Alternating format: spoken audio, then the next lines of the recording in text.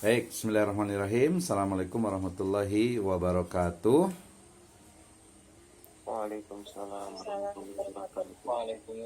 warahmatullahi wabarakatuh.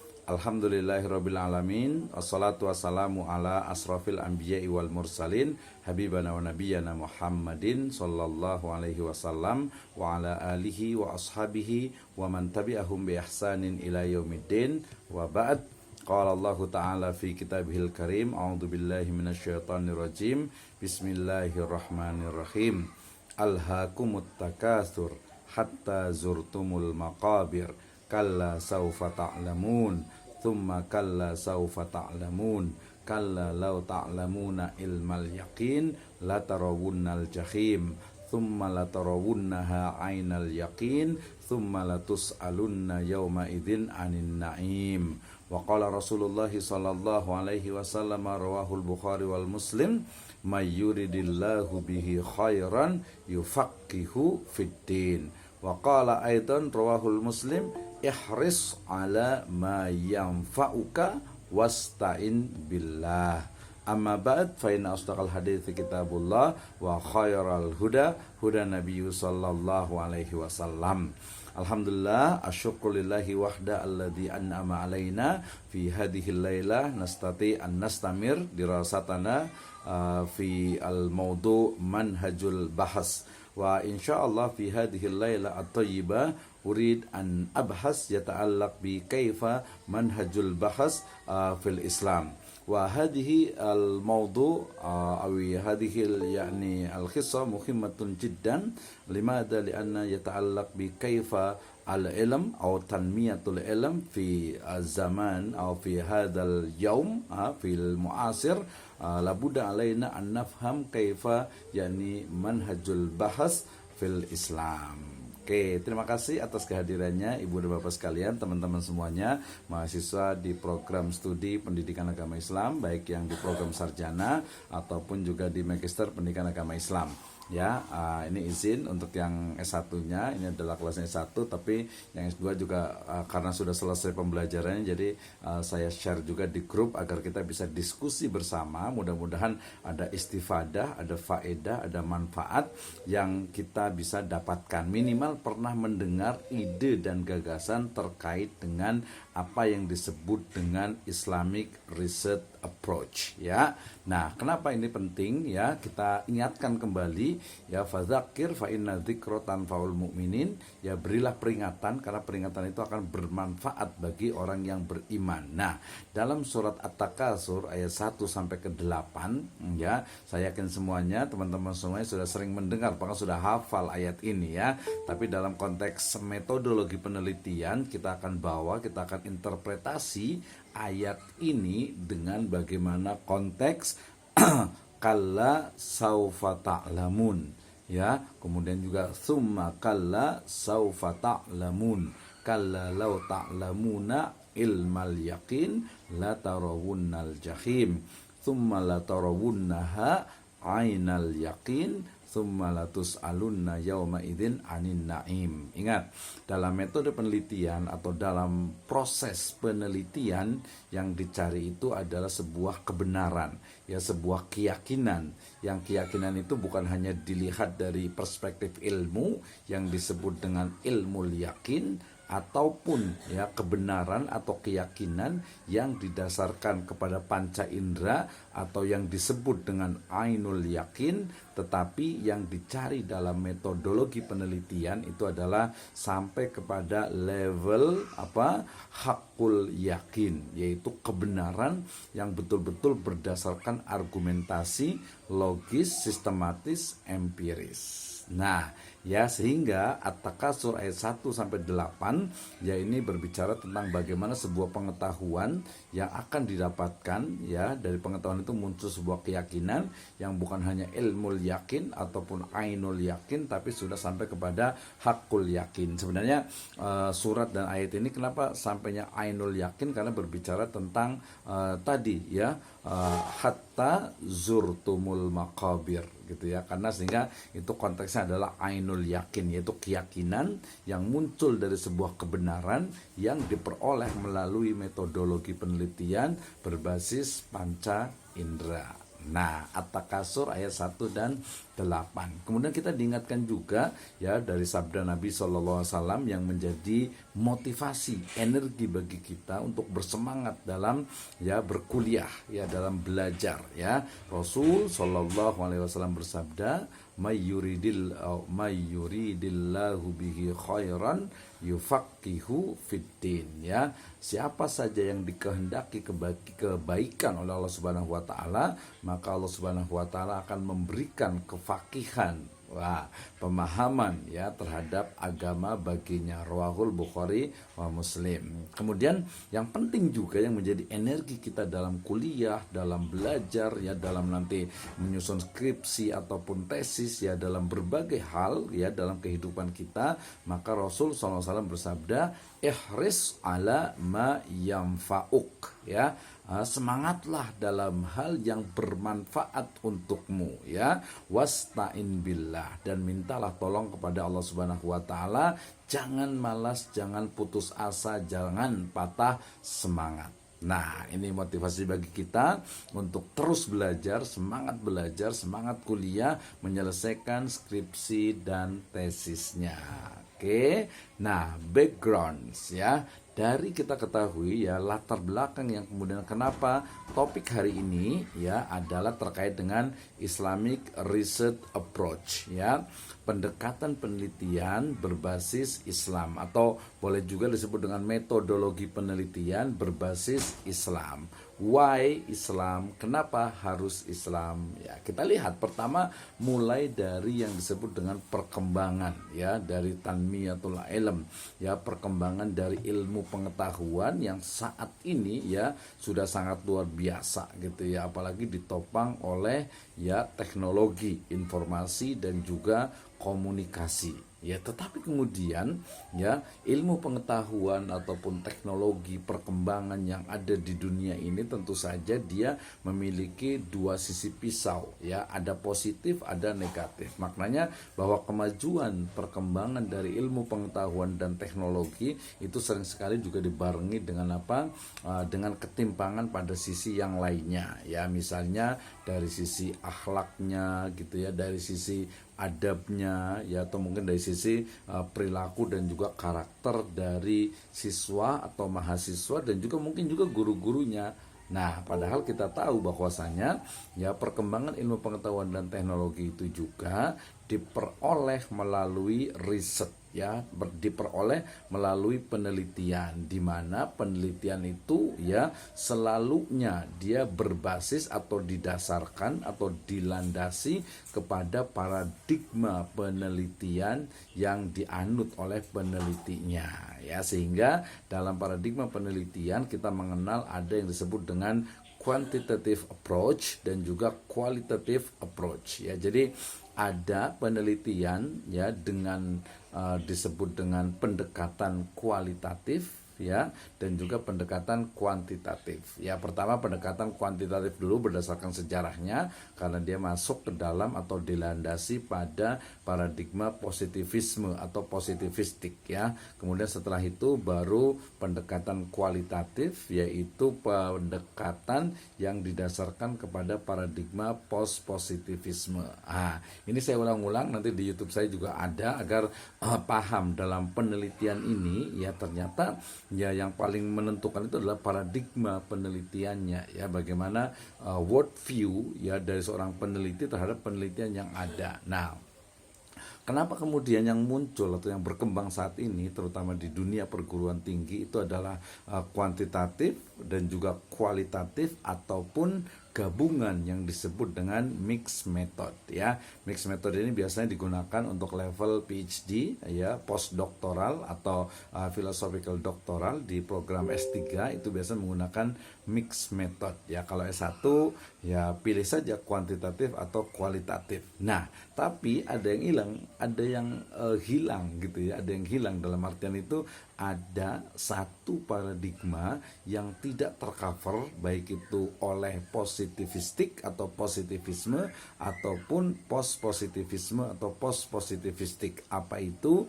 Yaitu ilmu pengetahuan yang didasarkan kepada penelitian berbasis metodologi penelitian dengan landasan wahyu, yaitu minal Quran was sunnah wal aqwal al a'immah. Nah, ini menjadi penting nih ya. Sehingga kemudian kalau kita baca buku gitu ya, terutama di metode penelitian ataupun metodologi penelitian, I think all of you remember what difference between method and methodology ya. Nah, berarti kalau kita baca buku-buku tentang metodologi penelitian, selalu yang muncul itu adalah kuantitatif, kualitatif. Dan selalu pertanyaan yang saya tanyakan itu adalah di mana ya aina makan masalahnya ini al manhajul islami fil bahas ya. Jadi di mana nih posisi dari metode penelitian ataupun minimal pendekatan penelitian yang berbasis Islam. So berarti tonight we will talk about the Islamic research approach as a idea maybe ya, dan juga mudah-mudahan bisa diimplementasikan. Oke. Kita mulai dari sebuah tema besar ataupun mind map-nya dan juga alur dari Islamic approach ya.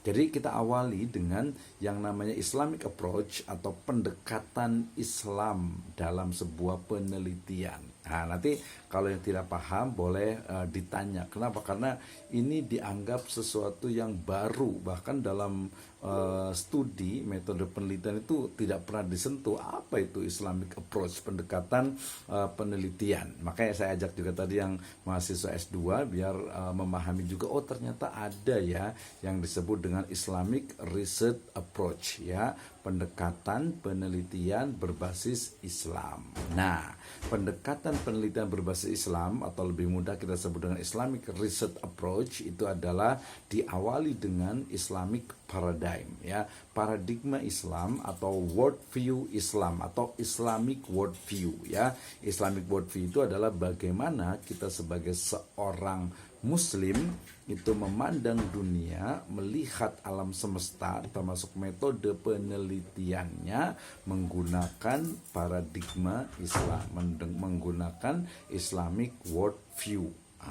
Ya, jadi Islamic worldview ini istilah lainnya itu sama dengan apa? Akidah gitu ya, keyakinan, tauhid gitu ya, bahwa keyakinan kita ya itu harus menjadi dasar dalam proses penelitian. So, I namely Islamic research approach ya. Nah, jadi Islamic paradigma Islam, kemudian juga akidah sebagai landasannya.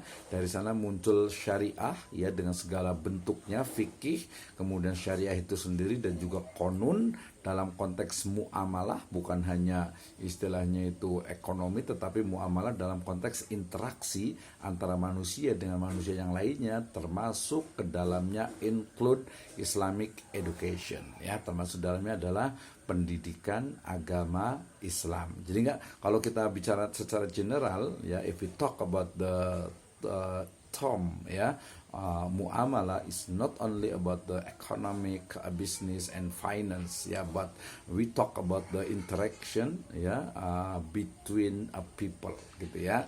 Jadi itu muamalah ya. Nah, dari muamalah ini yang sering muncul itu biasanya adalah konteksnya itu adalah usul fikih ya. Sehingga ini saya sebut dengan ya the new idea. Kenapa? Kayaknya nggak ada tuh metode penelitian, artinya skripsi atau tesis gitu ya, yang menggunakan usul fikih sebagai dasar penelitiannya, terutama di program studi Islamic Education atau di pendidikan Islam ya. Padahal kalau kita misalnya sekarang tuh lagi rame-rame, kemarin saya diskusi, saya buat podcast dengan seorang guru ya.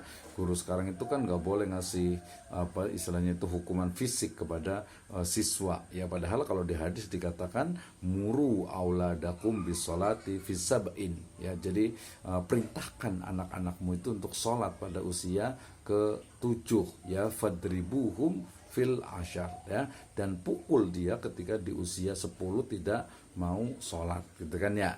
Nah, ini kan konteksnya berarti kayak gimana tuh pukulannya gitu ya. Nah, kemudian dari konteks usul fikih ini juga, jadi usul fikih as a research methodology ya, usul fikih sebagai metode penelitian. Nah, jadi teman-teman semuanya mungkin yang backgroundnya pesantren ya, kita bisa meluaskan makna dari usul fikih yang dipahami sebagai sebuah penelitian atau sebagai sebuah metode atau cara gitu ya dalam merumuskan suatu hukum gitu ya, ternyata kita bisa digunakan sebagai riset metodologi ya. Demikian juga maqasid syariah ya.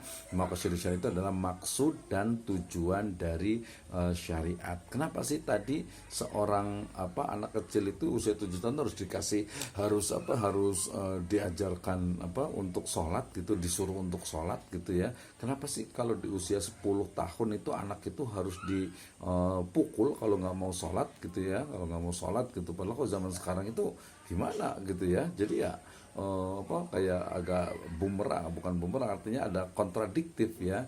Satu sisi Islam itu boleh memukul, tentu saja memukulnya tidak menyakiti jelas gitu ya, tapi di sisi lain ada hak asasi manusia, HAM anak gitu yang melarang ya, bukan hanya fisik gitu, bahkan kekerasan verbal pun tidak diperbolehkan ya. Memang kalau dalam Islam juga jelas lah ya, kekerasan verbal dalam artian menghina, mengucapkan kata-kata yang tidak baik, melecehkan, merendahkan, itu juga jelas tidak diperbolehkan. Tapi dengan konteks punishment in Islamic education, I think ini juga menjadi sebuah problem yang harusnya kita selesaikan. Nah, dalam maqasid syariah itu kemudian juga kita bisa luaskan menjadi Islamic studies, di mana ya objek penelitian kita itu yang tentu saja sesuai dengan prodi kita adalah program studi pendidikan agama Islam gitu ya. Maka tool atau alat yang digunakan untuk membedah, untuk meneliti dari objek penelitian kita itu juga harusnya ya Islamik, harusnya didasarkan juga kepada Islam. Ya, for your information, biasa untuk yang level degree, yang sarjana ini ya udah belajarnya itu ya kuantitatif, kemudian kualitatif. Ya, kuantitatifnya menggunakan statistik, bisa pakai Excel, bisa pakai SPSS, bisa pakai E-views gitu zaman sekarang gitu ya. Itu kuantitatif ya, mulai dari hubungan kausalitas ya, mungkin juga korelasi gitu ya, sampai kepada mungkin data-data yang sifatnya itu time series, sampai kepada yang paling tinggi sekarang itu adalah SEM, Sequential Equation Model, Structural Equation Model gitu ya. Itu adalah kuantitatif. Sementara kualitatif dalam konteks Islamic education tentu saja bagaimana sebenarnya sebuah fakta, realita atau fenomena itu dipahami, didapatkan, diperoleh makna yang ada di dalam fakta, fenomena ya, data tersebut ya.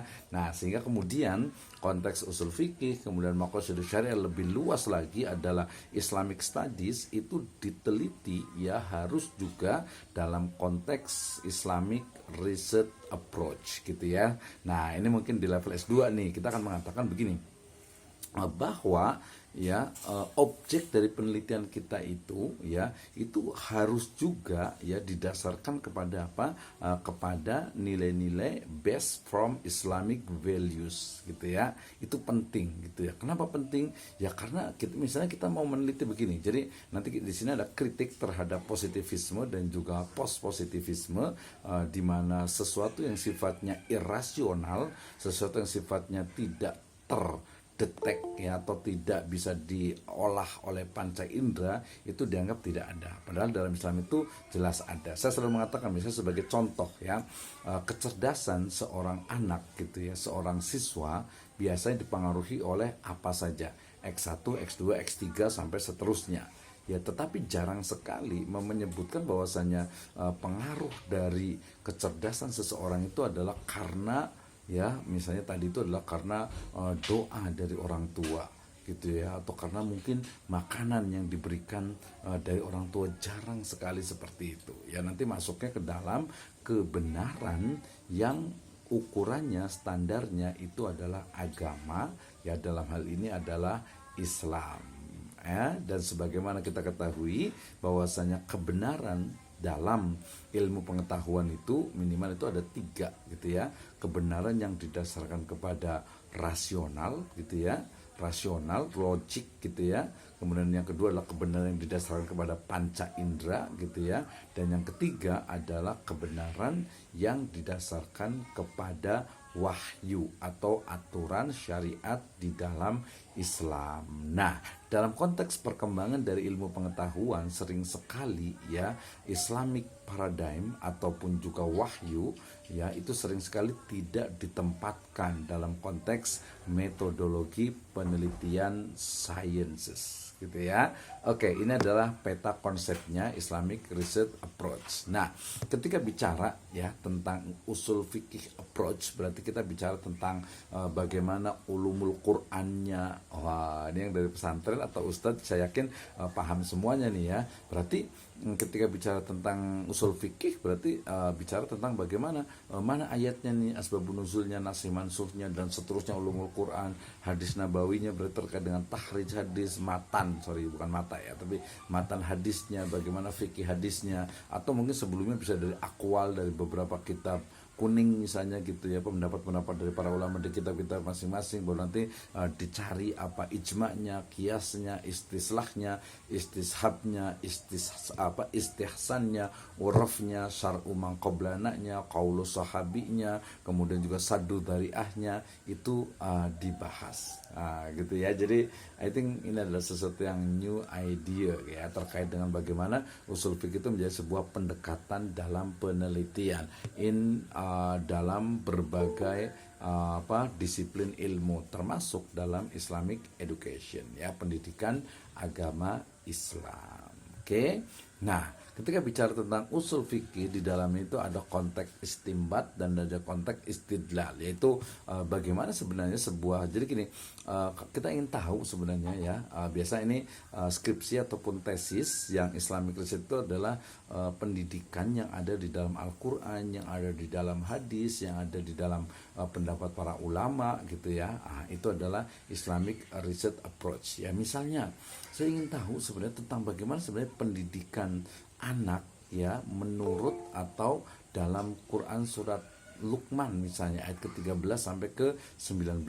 Maka saya menggunakan istilahnya itu adalah istimbat atau istimbat method ya. Metode istimbat di mana interpretasi bahasa Arab dari teks wahyu, kemudian juga korelasi antara satu ayat dengan ayat yang lainnya, korelasi ayat dengan hadis, korelasi ayat dengan akwal, korelasi ayat dengan tadi bahasa Arab, kemudian bagaimana interpretasi para ulama tentang teks tersebut ya, termasuk juga interpretasi yang kontemporer yang mutakhir ya tentang makna teks tersebut ya. Misalnya di dalam surat Luqman dikatakan a'udzubillahi minasyaitonirrajim, bismillahirrahmanirrahim, ya bunayya la tusyrik billah, inna syirka la zulmun azim ya. Wahai anakku, la tusyrik billah, jangan berbuat syirik. Nah, kalau hari ini kita bicara tentang berbuat syirik itu menyembah berhala gitu dan sebagainya, oke, itu adalah asbabun nuzul. Tetapi dalam konteks sekarang tentu saja banyak sekali istilah-istilah kesyirikan yang kontemporer gitu ya. Ya, jadi hal yang kira-kira apa nih dalam hal misalnya percaya dengan bintang-bintang gitu ya, percaya